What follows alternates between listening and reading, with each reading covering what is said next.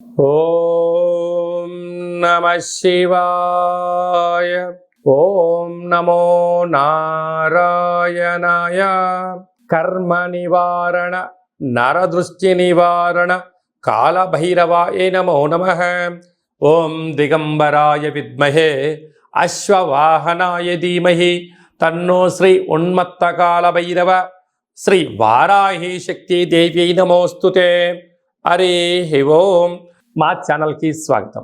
చూస్తున్న వీక్షకులకు, ప్రేక్షకులకు, ప్రియ కాళభైరవ భగవద్బంధులకి స్వాగతం పలుకుతూ, మమ్మల్ని ఎంతగానో ఆదరిస్తూ ఉండబడినటువంటి ప్రియ సోదర సోదరీమణులకు స్వాగతం పలుకుతూ, అందరి పైనను శ్రీ ఉన్మత్త కాళభైరవ స్వారికి ఆశీస్సులను కోరుకుంటూ, ఎవరి గృహంలో కూడా కలతలు లేకుండా, అష్ట కష్టాలు లేకుండా అష్ట ఐశ్వర్య ప్రాప్తిని కలిగించాలని కోరుకుంటూ, వారు విద్యార్థులైతే విద్యార్థులు విద్య, ఉద్యోగస్తులైతే ధనము, వ్యాపారస్తులైతే వ్యాపార ఆకర్షణ కలిగి అన్నింటా విజయం సాధించాలని ప్రార్థన చేస్తూ, కాళభైరవ స్వామి వారిని ఆశీర్వదించమని మనసారా కోరుకుందాం.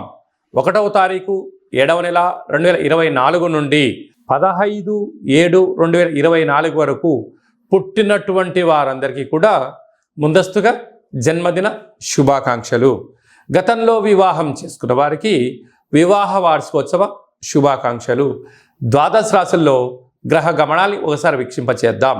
మేషరాశిలో కుజ భగవానుడు స్వక్షేత్ర సంచార స్థితి, వృషభ రాశిలో దేవగురు బృహస్పతి సంచార స్థితి, మిథున రాశిలో రవి శుక్ర సంచార స్థితి, కర్కాటక రాశిలో బుధ సంచార స్థితి, కన్యరాశిలో కేతు సంచార స్థితి, కుంభరాశిలో శని భగవానుడు స్వక్షేత్ర సంచార స్థితి, మీనరాశిలో రాహు సంచార స్థితితో ద్వాదశ రాశుల్లో గ్రహ గమనాలు ఈ విధంగా ఉన్నాయి. మేషరాశి వారు జ్యేష్ఠమాస అమావాస్య శుక్రవారం ఆరుద్ర నక్షత్ర సందర్భంగా ఎలాంటి విధులను పాటించాలో తెలుసుకుందాం. మేషరాశిలో ఏ నక్షత్రాలు వస్తాయనగా అశ్విని నక్షత్రంలోని 4 పాదాలు, భరణి నక్షత్రంలోని 4 పాదాలు, కృతికా నక్షత్రంలోని 1 పాదం కలిపితే మేషరాశి అవ్వడం జరుగుతుంది. అలాగనే చాలామందికి పుట్టినటువంటి కాల సమయంలో డేటా ఆఫ్ బర్త్లో లేనటువంటి ఏకైక కారణం చేత పేరు యొక్క మొదటి అక్షరాన్ని అనుసరిస్తూ రాశిని తెలుసుకునే ప్రయత్నం చేద్దాం. చూ, చే, చో, లా, లి, లు, లే, లో ఆ అక్షరాల వారు మేషరాశి జాతకులే. మేషరాశి యొక్క అధిపతి కుజ భగవానుడు.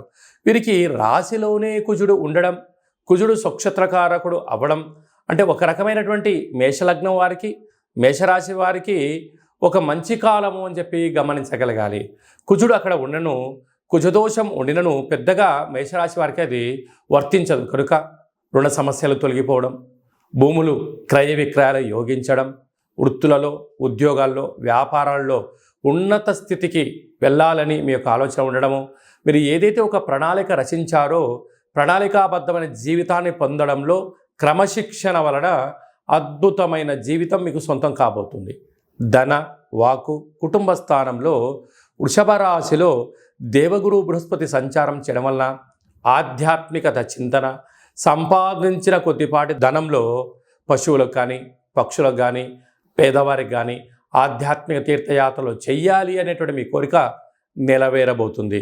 అలాగా తృతీయంలో ఏడాది తర్వాత మిథున రాశిలో రవి భగవానుడు శుక్ర భగవాన్తో సంచారం చేయడం వలన ఓపిక, పట్టుదల, సహనం, సమన్వయంగా ఉండగలిగితే అన్నదమ్ముల నుంచి, అక్కా చెల్లెల నుంచి, పార్ట్నర్షిప్ వ్యవహార కార్యక్రమాలు వాళ్ళ దగ్గర నుంచి మీకు రావాల్సినటువంటి షేర్లు కానీ, పెట్టుబడులు కానీ ఆదాయంగా వచ్చే అవకాశాలు చాలా అధికంగా ఉంటున్నాయి. కనుక ఇలాంటి కాల సమయంలో మౌనంగా ఉంటూ ప్రతి విషయాన్ని గమనిస్తూ క్షుణ్ణంగా తెలుసుకొని మాట్లాడగలిగితే మీకు చాలా మంచి కాలము అని చెప్పి గమనించగలగాలి. 6వ స్థానంలో కేతు సంచార స్థితి ఉండడం వల్ల అన్ని రాశులతో పోల్చుకుంటే మేషరాశి జాతకులు చాలా ముందు వరుసలో ఉంటారు. ఒక వ్యక్తి మాట్లాడుతున్నప్పుడు అందులో విషయం నిజమెంత, ధర్మం ఎంత, అధర్మం ఎంత, అది వ్యక్తిగతమైన ఆలోచనకు చేస్తున్నాడా, స్వలాభం కోసం మాట్లాడుతున్నారని ముందే ఊహించి చెప్పే శక్తి మేషరాశి వారికి ఉంటుంది. కనుక మీ మనసు ఏం చెప్తే మీరు ఆ మాట వినండి. అద్భుతమైన సమయాన్ని, ధనాన్ని వృధా కాకుండా చూసుకుని మానవ ప్రయత్నం చేయండి. లాభస్థానంలో శని భగవానుడు స్వక్షేత్రకంగా ఉండడం వలన వృత్తులలో, ఉద్యోగాల్లో, వ్యాపారాల్లో ధర్మబద్ధమైన జీవితాన్ని పొందండి. ఉన్నతమైన జీవితానికి స్వాగతం పలకండి. వ్యయంలో రాహు ఉండడం వలన దయచేసి అప్పులు ఇవ్వద్దు, అప్పులు తెచ్చుకోవద్దు. అంతర్గత విషయాలను మూడో వ్యక్తులతో చర్చించవద్దు. అనేక రకాలమైన కార్యక్రమాల్లో అనేక రకాల ఇబ్బందులు పొంచి ఉన్నాయి. తస్మాత్ జాగ్రత్త. ఇలాంటి గ్రహ గమనాలు ఉన్నప్పుడు ఈ యొక్క జ్యేష్ఠమాస అమావాస్య, అందులో విశేషమైనటువంటి శుక్రవారం, అంటే శుక్రవారానికి అధిపతి శుక్ర భగవానుడు, లక్ష్మీ అమ్మవారిని పూజ చేస్తూ ఉంటాం. అందులో ఆరుద్ర నక్షత్రం రావడం చాలా అరుదుగా జరుగుతూ ఉండబడిన విషయం కనుక వీలైనంత వరకు బిల్వదళ వృక్షం దగ్గర ఒక చెంబు నీళ్లు పోసి, పసుపు కుంకుమ గంధం అక్షంతలు వేసి ఒక దీపాన్ని వెలిగించగలిగినట్లయితే సాక్షాత్తుగా ఆ పరమేశ్వరుడు ఆ వృక్షంలో ఉండడం వలన మీకు రుణ సమస్యలు, రోగ సమస్యలు, శత్రు సమస్యలను కూడా తొలగిపోతాయని చెప్పి గమనించగలగాలి.